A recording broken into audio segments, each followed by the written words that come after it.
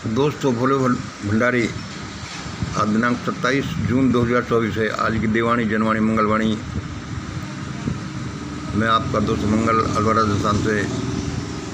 मैं ईश्वर अल्लाह गौड़ वाहे गुरु उद्धम महोत्तर बाबा जी सबको नमन करता हूँ। मैं समस्त आत्माओं को नमन करता हूँ। भगवान सबको भला करे। आज का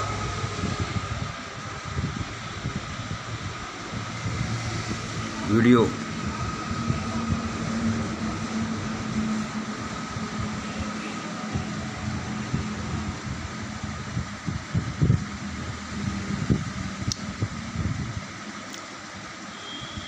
सुबह कोई आज की वीडियो के 2 हिस्से हैं। एक हिस्सा मैंने सुबह कोई 7 बजे लिखा होगा, 7 साढ़े 7 बजे। वह क्या है सुनो। चलो कन्याकुमारी, चलो कन्याकुमारी। 28-29 सितंबर 2024 मिशन ग्रेट इंडिया समागम में। चलो कन्याकुमारी 28-29 सितंबर 2024 मिशन ग्रेट इंडिया समागम में अमृत महोत्सव में ध्यान प्रार्थना चिंतन मनन प्रोग्राम में हिस्सा लेने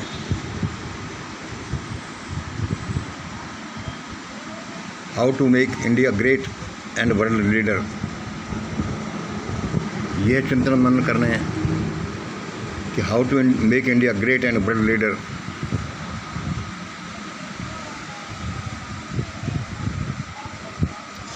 दूसरा सुनिए। दोस्तों, इस नमों को रोको। दोस्तों, इस नमों को रोको। ये बेचारा एक बदहवास आदमी है, बिना होशो होश वाला आदमी है।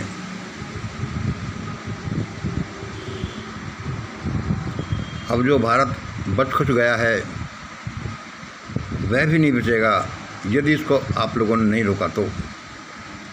रेफरेंस 2014 से 2024 तक का इसका रूल। 2 नंबर क्या है? इस नमों को रोको। वह ये बेचारा बदअवस्था आदमी है, बिना होश हवास के आदमी है। अब जो भारत बच खुच गया है वह भी नहीं बचेगा यदि इसको नहीं रोका गया तो, और ये खुद भी नहीं बचेगा। रेफरेंस क्या है? पिछले 10 सालों को देखिए कैसे भारत को प्रशासन किया गया। ये आज की वीडियो का पहला हिस्सा है जो मैंने सुबह कोई 7 साढ़े 7 बजे लिखा था। अभी इसका तीसरा पॉइंट और है। वह क्या है? एक क्लिप थी श्री अंकित अवस्थी की यूट्यूब चैनल। यूट्यूब में से अंकित अवस्थी बोल रहे थे।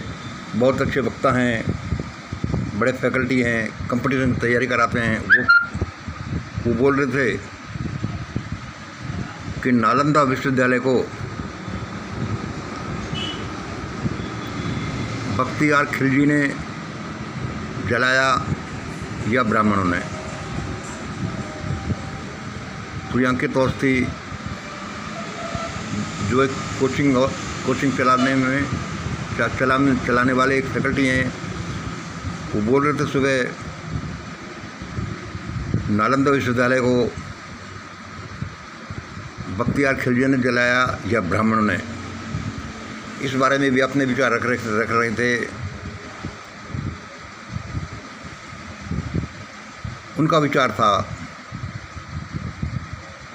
कि नालंदा विश्वविद्यालय को तो बख्तियार खिलजी ने जलाया था, ब्राह्मणों ने नहीं जलाया।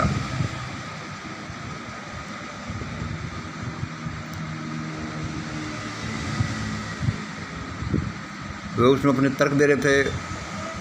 हो सका तो मैं इसका लिंक डिस्क्रिप्शन में लगा दूंगा। अब सवाल यह है कि इसमें मेरे विचार क्या हैं।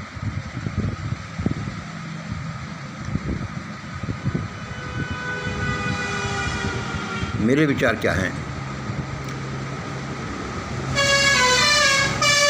मेरे विचार से तो मैं ये नहीं कह रहा कि निश्चित ही है, लेकिन अंदाज है।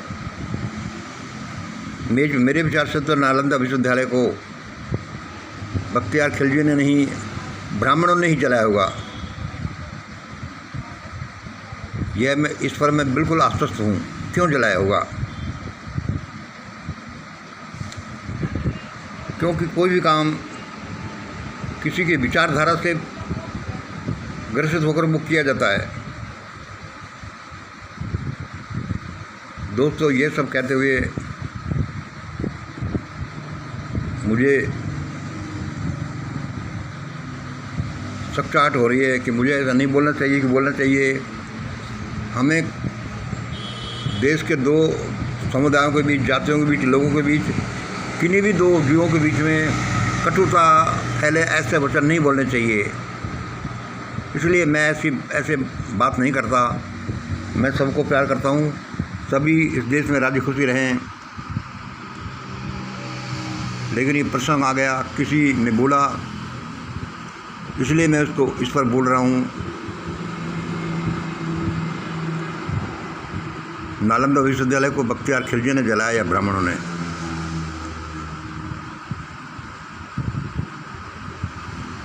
श्री अंकित अवस्थी बोल रहे थे, अरे ब्राह्मणों ने जलाया, उसको बख्तियार खिलजी ने जलाया था, ऐसा ऐसा। इसमें मेरे क्या विचार हैं सुनिए। इसका लंबा चौड़ा मैं रखूँगा नहीं।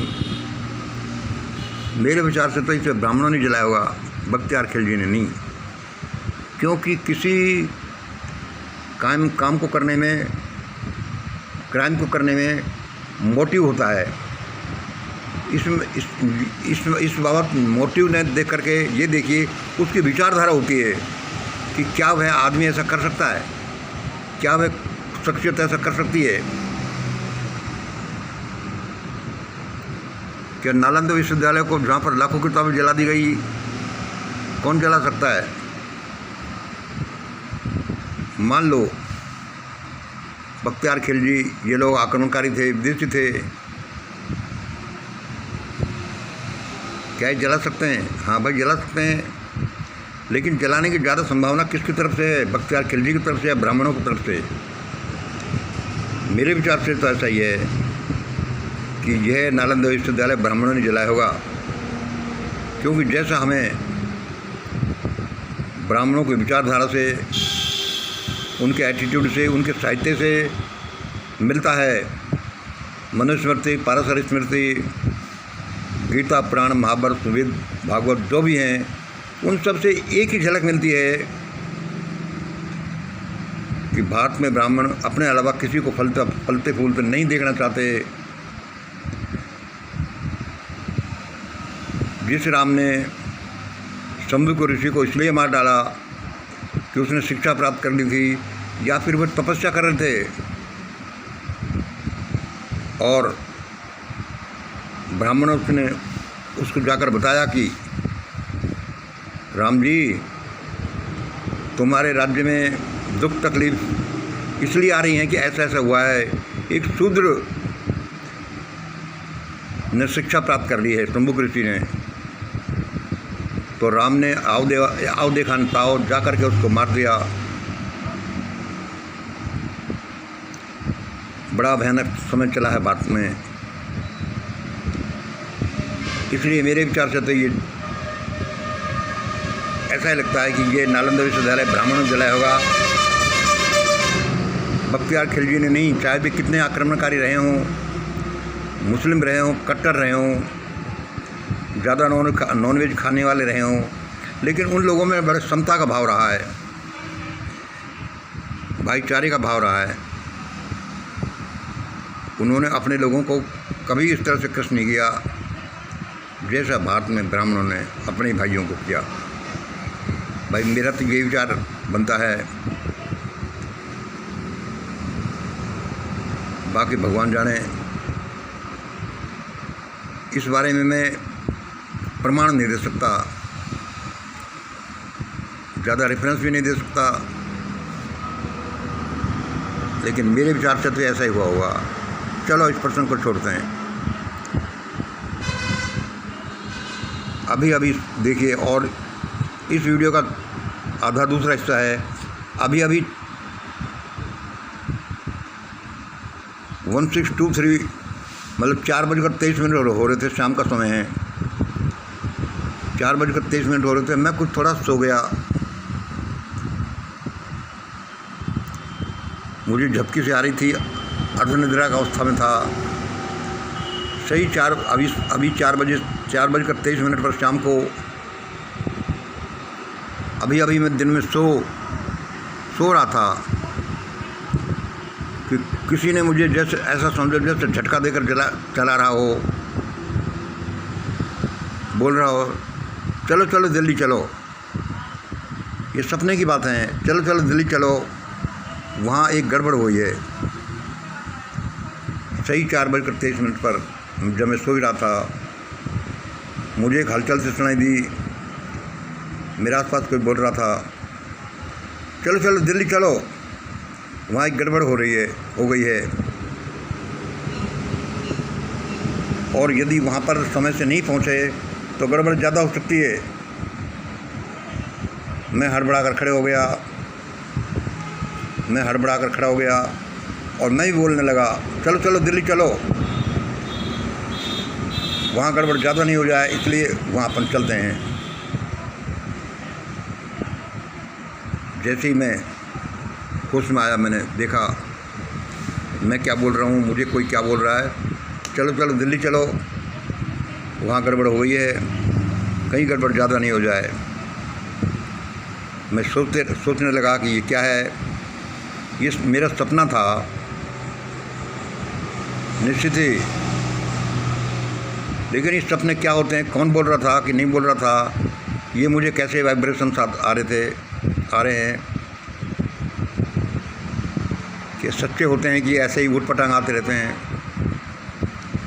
अभी इस संसार में बहुत कुछ ऐसा है जिसका उद्घाटन किया जाना बाकी है। ये सपने, ये इंट्यूशन, बहुत सी चीज़ें अभी दुनिया में ऐसी हैं जिनके बारे में हम बहुत कम जानते हैं। अब 1634 4:34 हो गए, 11 मिनट हो गए हैं, और मैं यही सोच रहा हूँ कि ये क्या है क्या नहीं है। मैं नॉर्मल होने की कोशिश कर रहा हूँ, चलो चलो दिल्ली चलो, वहाँ एक गड़बड़ हो गई है, कहीं गड़बड़ ज़्यादा नहीं हो जाए, इसलिए दिल्ली चलो। मैं अब यही सोच रहा हूँ। अब तो 4:34 से ज़्यादा हुई है, और मैं सोच रहा हूँ कि अभी शाम तक देखो कुछ हुआ है कि नहीं हुआ है, वरना क्या पता सुबह दिल्ली चलना पड़े। आज का यही देववाणी है, मुझे ऐसे ही देववाणी आती हैं, बहुत बार तो इतनी एग्जैक्ट, इतने सही होती हैं कि ये मैं कभी बताऊंगा अपने वीडियोज़ में, पूरी सीरीज इसकी चलाऊंगा कि मुझे कब कुछ कैसे क्या सही बताया गया। इसलिए दोस्तों आज का वीडियो इतना ही, बहुत बहुत धन्यवाद। जय हिंद, जय भारत। भगवान सबको भला करे। भारत में, दुनिया में वैसे ही बड़ी तकलीफ़ें हैं, लोग कैसे कैसे अपना जीवन बसर करते हैं, भगवान सबको सही सलामत रखे। इन्हीं विचारों के साथ आपका ही दोस्त मंगल। जय हिंद, जय भारत। धन्यवाद।